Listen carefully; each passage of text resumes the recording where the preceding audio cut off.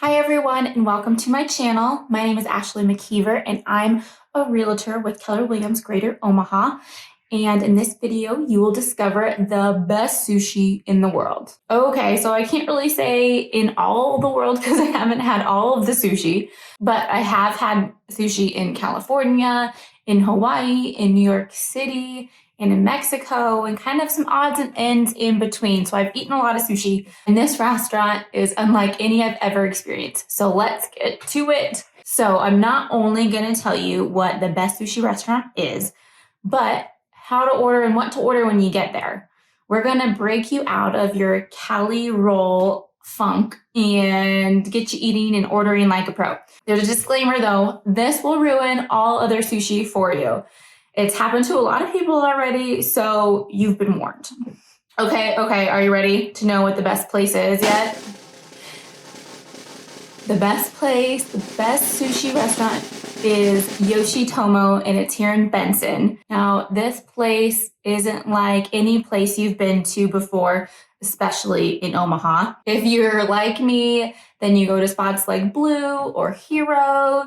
If you're feeling extra special, maybe Umami in Bellevue. Or if you're really in a bind, you will get some Hy-Vee sushi and call it a day. Yoshitomo isn't even in the same category as these sushi places here in Omaha, especially if you order off the bites menu. Now, don't get me wrong, their rolls are far superior than any rolls I've ever had, but the bites is where it's at for sure. There are even 2 bites that aren't even fish at all. As you can see from their menu, they have 2 Wagyu bites, the Aburi Wagyu and the Baraniku. These are both delicious and some of the best beef you will ever have. These just melt in your mouth. Oh, I have to get both of them every time I'm there. So pro tip, if you sit at the sushi bar, and if you have a small party, don't do it with a large group of people because it gets weird. But if you have like 2 of you or maybe even 3, you can watch them make your food, and that's the funnest part. So first up is the yakigandara. This is a sable fish, which is rich and buttery, and it's lightly torched, which adds a great smoky element to it.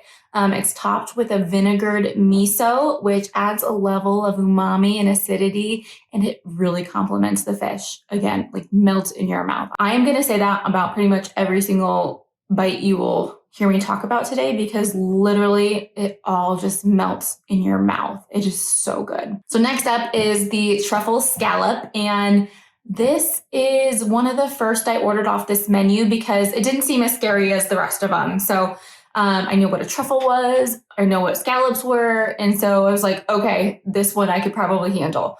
So as you can see, they make little small cuts in the scallop and lightly pound it out with the palm of their hand, which makes it tender and again, melt in your mouth. They top it with truffle and lemon, and this one's just like butter, so smooth and creamy almost. It's insane. I didn't have any photos of this next one because we didn't get it the last time I went here. But if you're new to this kind of sushi, make sure you get the hama toast. This one's made with yellowtail, and it's served on warm sourdough with some brown butter on it. So it doesn't feel like your typical sushi because it is warm, but it is so good. The ume hirame is one of the last bites I'm going to show you, but just because I didn't talk about it here today doesn't mean that you shouldn't try it out. Everything is so delicious. You can't go wrong. The ume hirame is made with fluke, which is a very mild fish, and they place a little amount of ume plum, which is like an apricot, and cherry blossom in between the rice and the fish, and then they top it off with some lime zest. This one's very floral and very refreshing. It's definitely one of my faves and go-to ones. And it just looks like a little beautiful package. Now this next one is ordered off the plates menu. It was described to me as Japanese comfort food, and it is so fitting. The kanemisu is made of snow crab, panko rice, crab fat, which just adds a little bit more crab flavor and richness. And the little orange dots in there are fish roe or ikura, which are just little pops of salt. They're delicious. My mouth is literally watering as I'm sitting here describing this to you.